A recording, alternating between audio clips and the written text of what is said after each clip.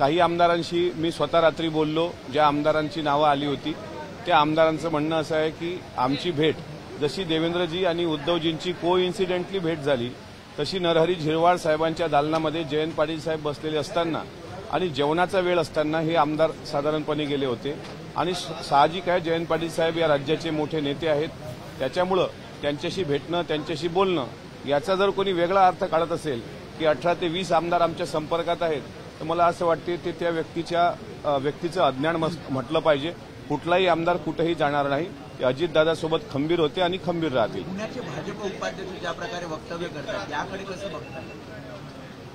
असं आहे की गल्ली बोळातला कुठलाही व्यक्ती येतो आणि उठसूट काही बोलतो त्याला सुद्धा आम्ही काही महत्त्व देत नाही। राष्ट्रवादी काँग्रेस पक्षाच्या कार्यकर्त्यांनी त्याला त्याची जागा कालच दाखवलेली आहे। सुरेश धस यांनी असं म्हटलेलं आहे की अजित पवार यांना सोबत घेऊन आमचं वाटोळं झालं, तिसरी आघाडी झाली म्हणून पक्षाचं आमचं नुकसान झालेलं आहे, लोकसभेची चूक झालेली आहे, ती विधानसभेची चूक, त्यासाठी आम्ही पक्षाच्या बैठकीमध्ये मुद्दा मांडू आणि त्यांनी तुमचं देखील नाव घेतलेलं आहे। त्यांनी असं म्हटलेलं की मुतकरी आणि राष्ट्रवादीच्या नेत्यांची लायकी आहे का भाजपबद्दल बोलतात?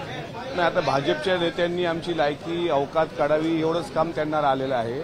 दरेकर असतील किंवा सुरेश धस असतील, आता राहिला प्रश्न वाटोळ्याच्या संदर्भामधला तर सुरेश धस साहेबांनी उत्तर द्यावं की पंकजाताईचा पराभव कसा झाला आणि बाप्पा कसे निवडून आले, कोणाच्यामुळे निवडून आले हे कृपा करून आम्हाला उघड करायला लावू नका, याचं उत्तर द्यावं। बाकी आमची लायकी काढण्यात वेळ घालवल्यापेक्षा बीडचा महायुतीचा पराभव पंकजाताईचा कसा झाला याचं उत्तर सुरेश अण्णांनी द्यावं।